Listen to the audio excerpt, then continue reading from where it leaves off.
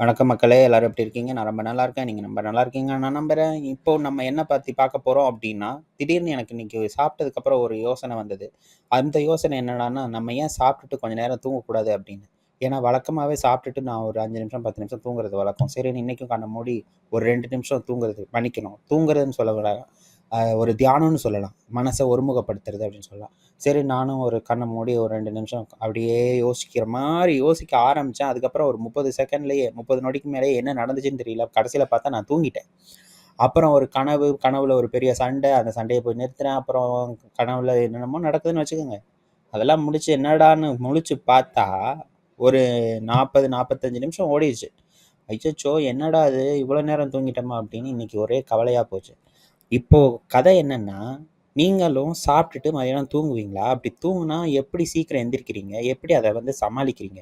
நன்றி மக்களே! நாளைக்கு பார்க்கலாம். வணக்கம்.